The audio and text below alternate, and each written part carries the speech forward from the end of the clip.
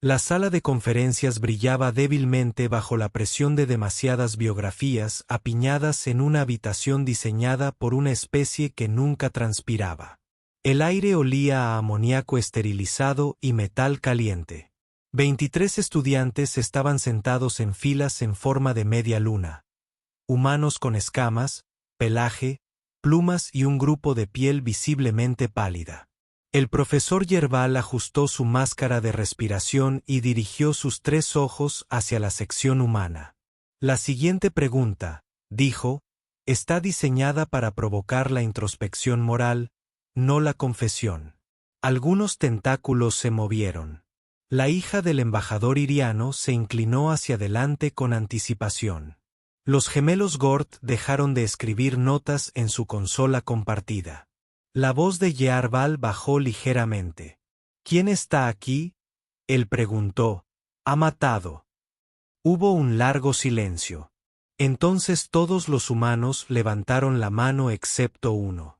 Se sentó al final de la fila, uniforme limpio, sin cicatrices visibles, la postura demasiado quieta.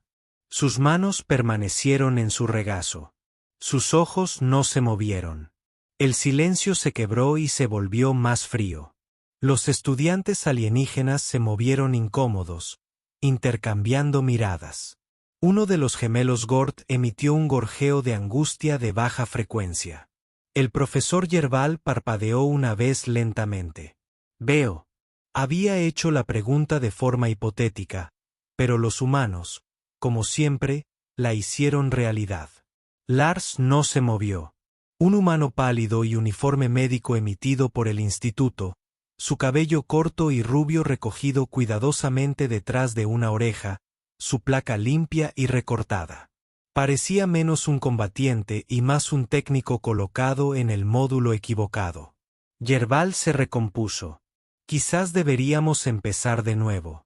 Me gustaría que hubiera voluntarios que pudieran compartir si se sienten cómodos. La primera mano en mantenerse en pie fue la de la coronel Vega, que llevaba su uniforme como una segunda piel y tenía una cicatriz cruzada desde la sien hasta la mandíbula, apretada y plateada. Estaba volando a cargo de la logística para la evacuación de Elus cuando se desató un incendio en el corredor 6. No pudimos abrir las puertas desde el comando. Hice la llamada para desahogarme. Ella miró alrededor de la habitación, con voz firme. 4 humanos, un Nari y 2 Teli Larae. De lo contrario se habrían quemado vivos. Vi cómo les cortaban los órganos vitales. Sin emoción, sin alarde, solo datos. Varios extraterrestres retrocedieron. Uno de los estudiantes de Silles le susurró a otro en su lengua melódica. La pulsera de traducción se saltó un latido. Yerbal asintió lentamente. Una necesidad táctica, pero aún así un acto moral. Gracias. El siguiente fue Greor, un antiguo minero lunar cuyo cuello aún tenía las pálidas marcas de los arneses de seguridad. Pelea de supervivencia en Deemos. Un traje de protección atmosférica entre 3 de nosotros. Echamos suertes. Entonces el perdedor intentó quedarse con el traje de todas formas. Se encogió de hombros. Él no lo logró. Un irián arqueó una ceja. Luchaste hasta la muerte. No, intenté correr. Él no lo hizo. Más manos. Un guardia diplomático que disparó durante una crisis de rehenes. Un terraformador que había autorizado la eliminación de una especie invasora agresiva que resultó ser semi-olorosa. Un piloto que embistió un barco pirata intentando abrir una brecha en su pozo de carga. La expresión de Yerbal permaneció ilegible, pero su lenguaje corporal se aquietó. A su izquierda, el estudiante Falari curvaba fuertemente sus tallos oculares contra su cabeza. Ustedes, todos ustedes han quitado vidas, preguntó en voz baja, hablando en medio de la estática de la incredulidad cultural. Vega respondió, no elegimos quitar vidas. Nos pusieron en situaciones en las que hacerlo salvó más. No lo entiendo, murmuró el Falari. Siempre hay una alternativa a la muerte. Ojalá eso fuese cierto, dijo Greor. Otro silencio. Los humanos no se regodeaban, pero su claridad desconcertó a los demás. Finalmente, el gemelo Gor de la izquierda dirigió una enorme mirada hacia Lars. No levantaste la mano. No fue una acusación, fue más bien confusión, sospecha, incluso. Todas las miradas se volvieron hacia él. Lars no habló al principio. Él simplemente estaba sentado allí, con la columna demasiado recta, como alguien tratando de no desplomarse bajo su propio peso. Luego, lentamente, se puso de pie. No he matado, dijo. No porque sea mejor, porque nunca lo he necesitado. Las palabras no iluminaron la habitación. En todo caso, lo oscurecieron. Pero, continuó, he visto morir a más personas que cualquier otra persona en esta sala. Yerbal inclinó la cabeza, inseguro. No te entiendo. Lars asintió como si esperara eso. Soy médico traumatólogo. Me especializo en el triaje de colapsos de primera línea. Mi trabajo no es matar ni defender. Es para mantener vivos a los moribundos. Algunos extraterrestres parpadearon, sin saber si sentirse aliviados u horrorizados. La voz de Lars era tranquila, pero algo detrás de ella vibraba. Ni ira, ni tristeza, ni cansancio del que no puedes dormir. Estuve destinado durante el colapso orbital de Defari. 18.000 personas atrapadas bajo mamparos a la deriva y soportes fallidos. Teníamos 500 botiquines, 3 unidades de autocirugía y sin anestesia. Durante 2 rotaciones, rescatamos sobrevivientes de fracturas de vacío y de incendios completos. Tuvimos que decidir quién tenía una oportunidad y quién no. Marcamos los que no pudimos salvar. Solo un punto rojo en su collar para que no perdiéramos el tiempo intentándolo de nuevo. Y luego seguimos adelante. El gemelo Gord emitió un chirrido ahogado. Las manos de Lars, todavía a sus costados, se apretaron. Una vez tuve que dejar a una niña de 10 años con un pulmón aplastado para salvar a un hombre con órganos intactos. Escuché su respiración lenta mientras lo estabilizaba. Ella me lo agradeció de todos modos. Nadie se movió. He realizado 37 cirugías bajo la luz de una linterna. He esterilizado herramientas y refrigerante del motor. He perdido pacientes a mitad del procedimiento porque alguien intentó atravesar la barricada y tuvimos que evacuar a mitad del procedimiento. He utilizado mi propio volumen de sangre para mantener una transfusión en marcha porque el banco se quedó sin sangre. Finalmente levantó la mirada. No levanté la mano porque nunca he quitado una vida, pero cada día vivo con las que no pude salvar. Yerbal abrió la boca para hablar, luego la cerró. Su mirada recorrió a los humanos, sus expresiones tranquilas y serenas, la quietud que no provenía de la arrogancia, sino de la experiencia. Uno de los estudiantes extraterrestres le susurró algo a su traductor. ¿Qué fue eso? Yerbal preguntó suavemente. El traductor dudó y luego se ofreció. Él lleva a los muertos de manera diferente. Nadie estuvo en desacuerdo. Lars no volvió a sentarse. Él simplemente se hizo a un lado, dando espacio. Vega lo miró y luego bajó lentamente la mano. Uno a uno, los demás le siguieron. Sus historias ya contadas, sus verdades al descubierto.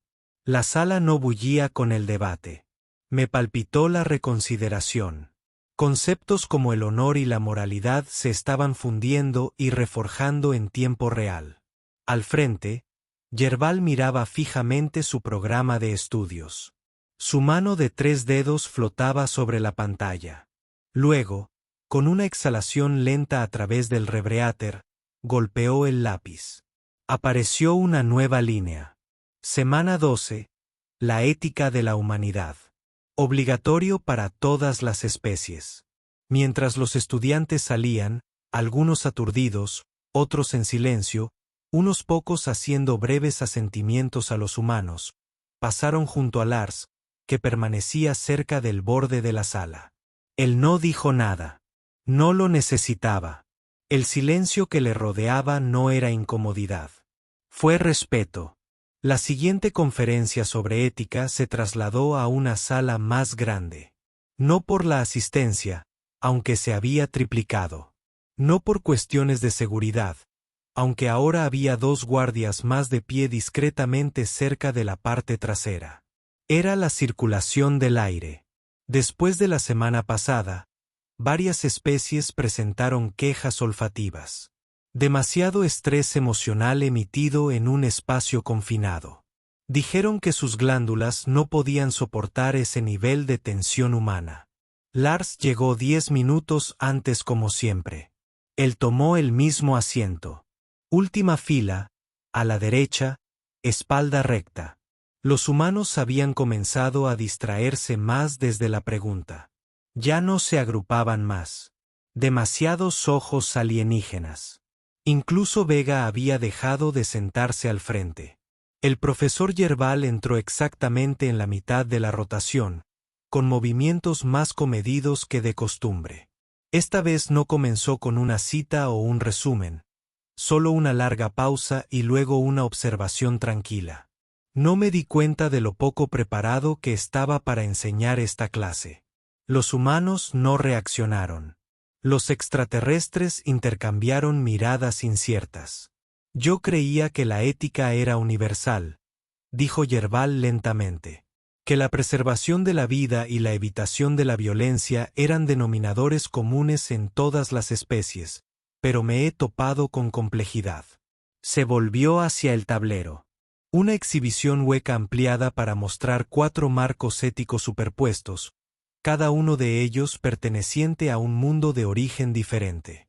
Algunos utilizaban una moral circular, otros sistemas lineales basados en causas.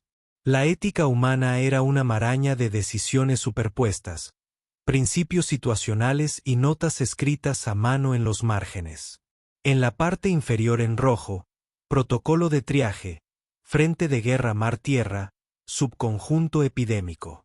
Yerbal le dio un golpecito. La sección humana de la clase no se inmutó. El resto se inclinó hacia adelante con cautela, como si no estuviera seguro de si era educado mirarlo directamente. Vamos a discutir lo que los humanos llaman el peor asiento de la galaxia, dijo Yerbal. Puntos de decisión de triaje. Fue entonces cuando Ryuan interrumpió. Rayun, un estudiante de Sichelin, de garganta alta y columna vertebral suave, vestía uniforme diplomático y siempre hablaba con el aplomo de alguien preparado para la negociación desde la eclosión del huevo. Había permanecido en silencio la semana anterior. Ahora sus ojos entrecerrados se entrecerraron. ¿Por qué? Dijo. Estamos estudiando los rituales de muerte humana en lugar de prevenir la muerte por completo. Yerbal no respondió de inmediato, pero Lars giró ligeramente la cabeza. Rayuan continuó. Su ética se basa en la catástrofe. Es reactiva. Siempre responde a las crisis. ¿Por qué deberíamos aprender de una especie que trata la moralidad como control de daños? La tensión en la habitación cambió. Algunos guiños de la sección extraterrestre. Incluso los Falari, que antes se habían encorvado hacia adentro, ahora estaban sentados más derechos. Greor, el menor, se inclinó hacia adelante. ¿Crees que queremos que sea así? ¿Funcionas en el caos? Impresionó Rayuan. Nos adaptamos al desastre en lugar de construir sistemas para evitarlo. Vega se levantó lentamente. ¿Y qué haces cuando tu sistema falla? Riyuan inclinó la cabeza. No lo hace.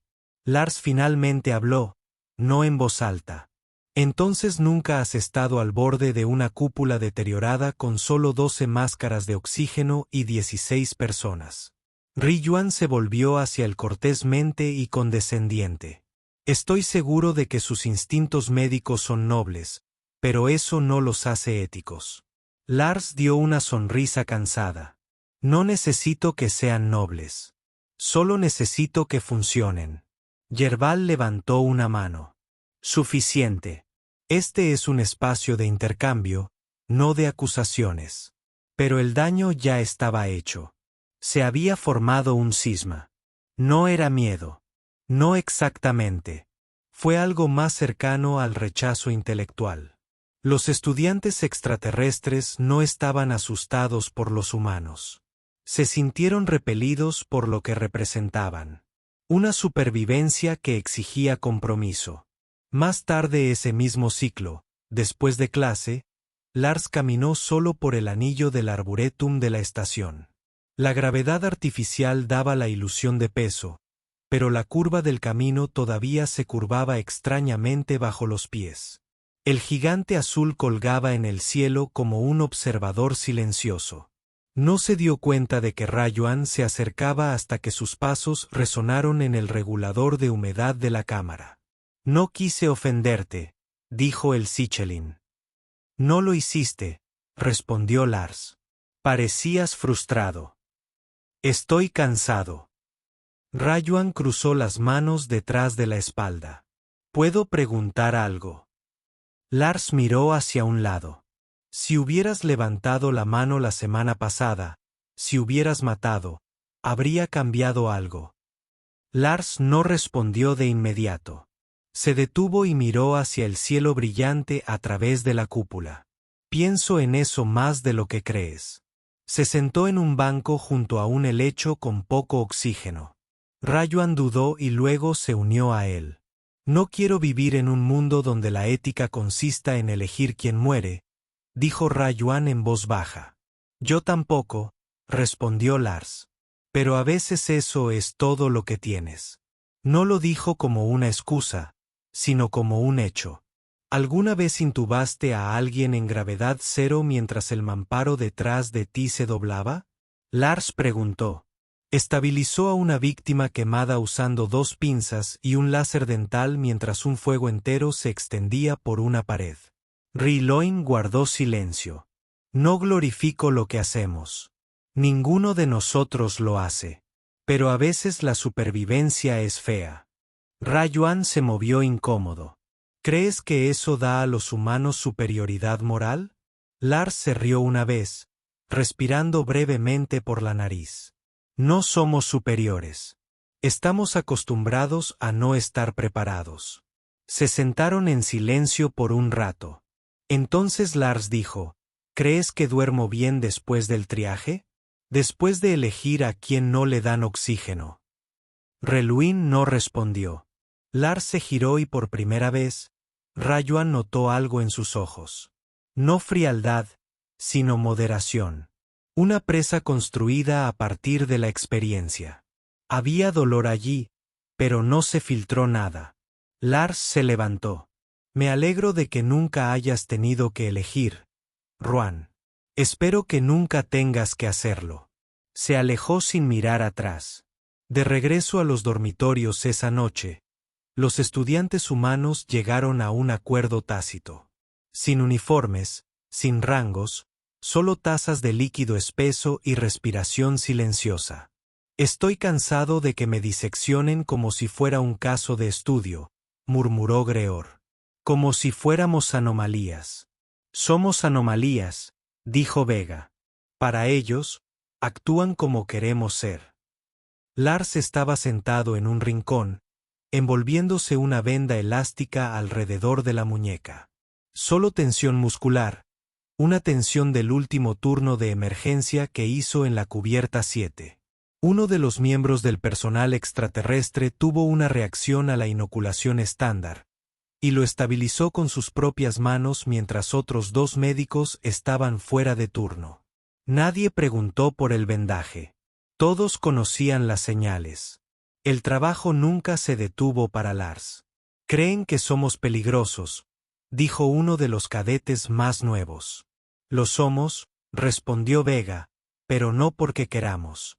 Al otro lado de la estación, en el cuartel de Yerbal, el profesor miraba fijamente su programa de estudios. Semana 12. La ética de la humanidad. Ya no era hipotético. Era un campo minado. Releyó el expediente de Lars. El mejor en su campo. Baja honorable del Cuerpo de Respuesta Planetaria de la Tierra. 3 medallas por servicio no combatiente bajo fuego. 7 recomendaciones de ascenso rechazadas cada vez. ¿Por qué? Porque seguía solicitando puestos de primera línea. Yearbal apagó la pantalla y se quedó mirando al gigante azul. Había enseñado ética durante un siglo, pero nunca ningún estudiante le había hecho cuestionar el supuesto central de su plan de estudios. No hasta Lars. Los simulacros de emergencia duraron más tiempo esa semana. No fue una coincidencia. Después del incidente ético, el Consejo Administrativo del Instituto emitió una orden de recertificación para toda la estación. Todas las especies debían revisar los protocolos de evacuación, la familiaridad con las rutas de escape, los sistemas de priorización de soporte vital y la estrategia de triaje. Lars había intentado renunciar. Él ya no era un estudiante. Su colocación en el Instituto de Paz Galáctica fue como parte del intercambio humanitario interestelar, como observador médico y conferenciante invitado ocasional, no como médico de combate ni como coordinador de primera línea. Pero el Consejo insistió en que se tratara de un intercambio representativo de conocimientos, como lo llamaron. Entonces Lars se encontró en un domo de hábitat simulado con 15 estudiantes extraterrestres y 2 instructores. Las luces estaban configuradas para parpadear. La temperatura variaba erráticamente. Los efectos del humo silbaban desde las rejillas de ventilación de la pared. «Comience el escenario», dijo el instructor. «Descompresión de cúpula. Múltiples heridos. Tienes 4 minutos para evaluar». Se desató el caos. Los extraterrestres se dispersaron hacia cada maniquí, réplicas biométricas acolchadas y acolchadas de diferentes especies, cada una programada con una lesión aleatoria. Lars se agachó junto al primero, una réplica de una cría de talón con trauma torácico simulado. Le hizo un escáner, no reparable sin un stent torácico, que no tenían en el kit. Talón Young no pudo sobrevivir a la presión reducida por mucho tiempo. Él se puso de pie y siguió adelante. Hemorragia interna, no urgente. Luego una fractura compuesta estabilizable.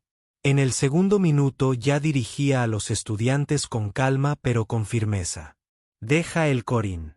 Sobrevivirá a la despresurización durante 10 minutos.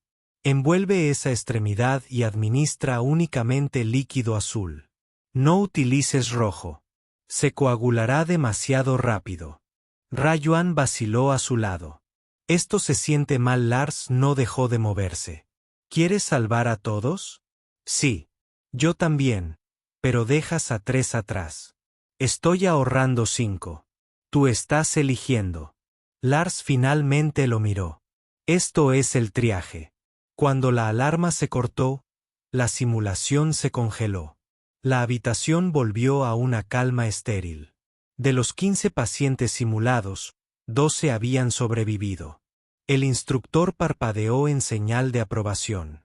Impresionante, especialmente en condiciones de incertidumbre. Lars no respondió. Simplemente se quitó los guantes y dio un paso atrás, respirando con calma. Más tarde, durante el informe, Ruan se sentó con las manos apretadas. Entiendo la lógica, le dijo al instructor. Pero no sé si puedo hacerlo. Elige quién muere. No se espera que lo hagas. Todavía no, respondió el instructor. Pero alguien debe hacerlo. Miró a Lars. Algunos ya lo han hecho. La siguiente conferencia sobre ética volvió a estar abarrotada. Los estudiantes que no habían asistido durante todo el periodo ahora estaban apiñados en los rincones. Las transmisiones de audio se realizan en vivo a las salas de estudio de toda la estación. El tema debía ser la ética interpersonal entre especies no pertenecientes a la colmena. A nadie le importó. El profesor Yerbal comenzó esta vez con una cita, pero no de un filósofo, sino de un informe de un médico de campaña. Marcamos los que no podemos salvar para no perder tiempo intentándolo de nuevo. Dejó las palabras flotando en el aire. No comparto esto para horrorizar, dijo, pero para confrontar. Se volvió hacia Lars. ¿Estaría usted dispuesto a hablar? Lars dudó. Sus manos temblaron ligeramente, un viejo signo de fatiga. Vega notó que lo había visto durante los ejercicios orbitales en la base Luna antes de embarcarse para entrenar juntos. Significaba que no había vuelto a dormir. Se levantó de todos modos. No estoy aquí para asustar a nadie, comenzó Lars, con voz tranquila pero clara. No estoy aquí para justificar lo que hacen los humanos. Estoy aquí porque a veces no tenemos el lujo de tomar decisiones limpias. Se alejó de su asiento y se acercó al centro. La semana pasada usted preguntó si la ética podía existir en tiempos de crisis. La verdad es que no lo sabemos hasta que estamos en uno. Hizo una pausa y luego se volvió hacia la clase. Se produjo un colapso en el anillo orbital de la estación minera Aros 3. 200 heridos, 34 atrapados bajo un mamparo. Los equipos de extracción tardaron 14 horas en abrirse paso. Inhaló lentamente. Estuve allí los primeros 10. Nadie se movió. Tuve que decidir quién recibiría alivio del dolor. Solo teníamos 30 dosis. Le di una dosis doble a Arian, cuya columna se había partido porque gritaba tan fuerte que causaba pánico en los demás. Gasté 4 en ella. Ella murió de todos modos. Un susurro de plumas del estudiante Irian. Nadie más habló. Realicé una cirugía de emergencia en el piso de un pasillo de mantenimiento y sin sedantes. Le pregunté a un paciente si quería que lo sujetaran o si quería morder una funda de cable. Él miró al suelo. Ella se disculpó antes de gritar. Los dedos de Yerbal se flexionaron. Estabilicé a 24 pacientes en ese ciclo. 18 sobrevivieron. Dejó que los números se estabilizaran. Eso no es una victoria. Eso es solo matemática. Una mano levantada lentamente. No Rayuan, una delgada estudiante de Aanari, de piel violeta y trémula, con pulmones translúcidos visibles debajo de su carropus. ¿Por qué sigues haciéndolo? Ella preguntó. Lars no lo dudó. Porque no podría vivir conmigo mismo si no lo hiciera. La simplicidad de la respuesta impresionó más que cualquier filosofía. Yerbal cerró sus notas. Por una vez, no había nada que añadir.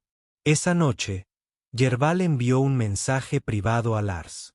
¿Considerarías participar en la unidad sobre ética de la humanidad?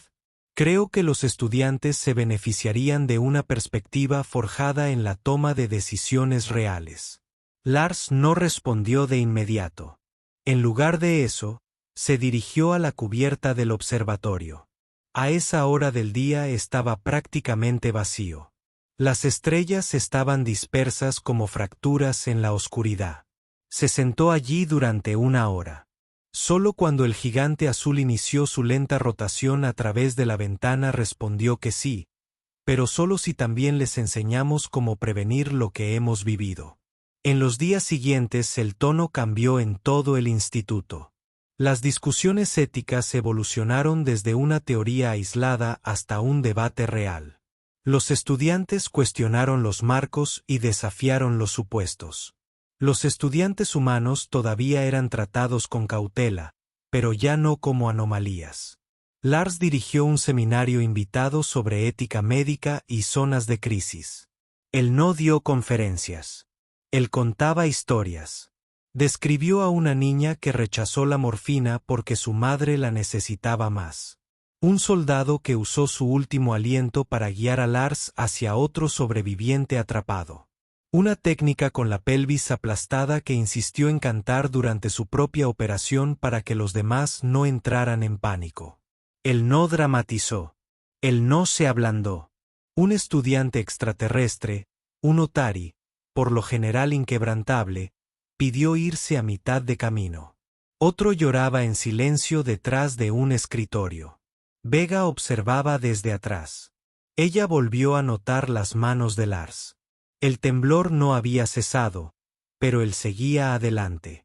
Más tarde, Rayuan se acercó a Lars en el pasillo fuera del ala médica. Yo creía que la ética consistía en elegir lo correcto, dijo. Lo es, respondió Lars. Pero en cada historia que contaste, no había nada correcto, solo elecciones. Eso sigue siendo ética, dijo Lars. Es simplemente ética con sangre en las manos. Riloan permaneció en silencio durante un largo rato. He comenzado a actualizar los códigos médicos de Sichelin. Nunca tuvimos en cuenta las condiciones de escasez. Es difícil adaptarse. Lars asintió. Siempre lo es. Los ojos de Rayuin bajaron. Todavía no sé si podría tomar esas decisiones.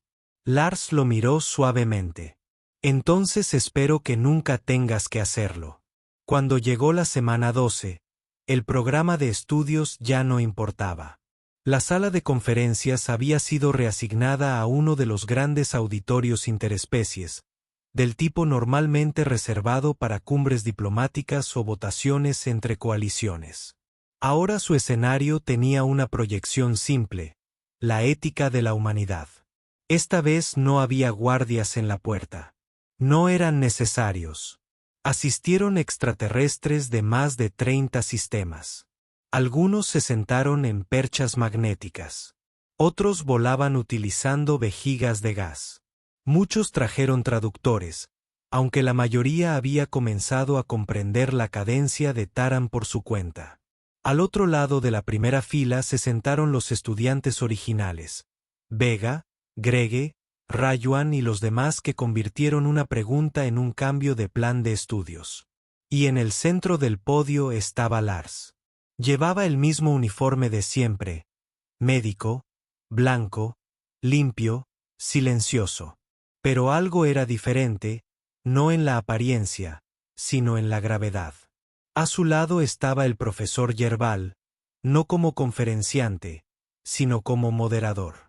Incluso él había dejado de fingir que esto era simplemente otro seminario. Lars no empezó con una historia, una cita o un chiste. Comenzó con un escaneo. En el aire se proyectó una lectura médica tridimensional. Frecuencia cardíaca, oxigenación, presión interna, estructura esquelética, anatomía humana bajo estrés. Así es como se ve, dijo Lars, cuando un cuerpo está muriendo por un traumatismo aplastante. La habitación permaneció en silencio. Estas son lecturas tomadas en el puesto avanzado 7, continuó. Una colonia minera profunda golpeada por un terremoto gravitacional. Yo fui el primero en responder dentro del pozo central. Giró el escáner. Costillas rotas, pulmón colapsado, hemorragia interna, un ritmo cardíaco acelerado y luego en picada. Ella vivió, añadió, pero solo porque estuve dispuesto a abrirle el pecho con la esquina de una viga rota y usar una boquilla de oxígeno doblada como stent. Un sonido apagado pasó por la habitación. No horror, reverencia. Ella no recuerda nada de eso, lo cual es una bendición, pero yo sí. Pasó al siguiente escaneo, luego al siguiente. Les permitió jugar en secuencia, mientras los datos caían en cascada por toda la sala. Ninguno de ellos sobrevivió. No estoy aquí para enseñaros cómo salvar vidas, dijo Lars. Estoy aquí para explicarte cuánto cuesta intentarlo. Una pausa. La humanidad se adapta. Eso es lo que has oído. Eso es lo que asusta a algunos de ustedes. No esperamos permiso. Nosotros improvisamos. Sobrevivimos. Ahora miró directamente a la multitud. Pero eso no nos hace intrépidos. No nos hace irrompibles. Simplemente significa que seguimos moviéndonos incluso después de que nos abran. Uno de los gemelos Gort emitió un ruido sordo y profundo. Su especie suena por tristeza. Lars hizo un gesto para pedir luces. Los escaneos desaparecieron.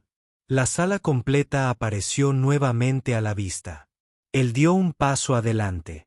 En la clase de ética, dijo, Nos preguntaste quién había matado. Silencio de nuevo. Deberías haber preguntado quién había elegido. Ahora, incluso los traductores se detuvieron a digerir esa única palabra.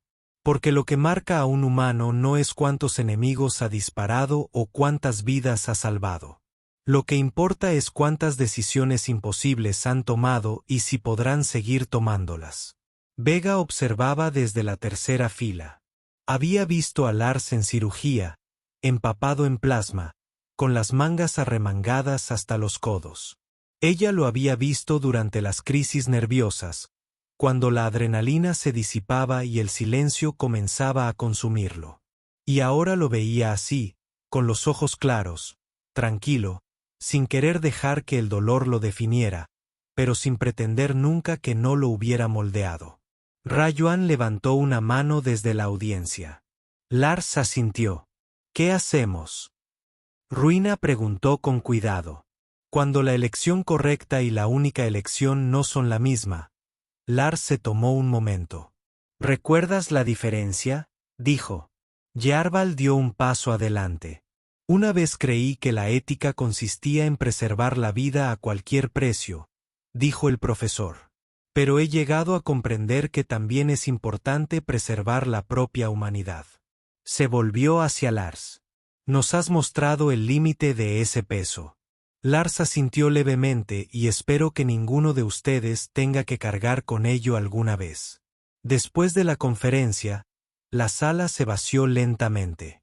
Las conversaciones se desarrollaban en tonos bajos y reflexivos. Algunos estudiantes se quedaron atrás. Uno se acercó a Lars, un joven Vasari, de miembros gelatinosos y ojos brillantes y parpadeantes.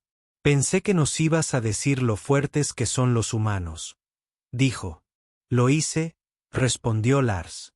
Ella frunció el ceño. No en vuestros cuerpos, aclaró.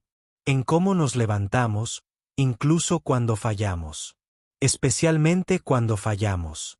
Ella parpadeó una vez, luego ofreció un pequeño asentimiento y se quedó dormida. Afuera del salón, Vega estaba esperando. Tubal ya está hablando de una actualización permanente del plan de estudios, dijo. Has conseguido convertir la ética en una asignatura práctica. Lars esbozó una sonrisa seca. No es eso lo que me propuse hacer, pero es lo que tenía que pasar. Comenzaron a caminar hacia el anillo interior.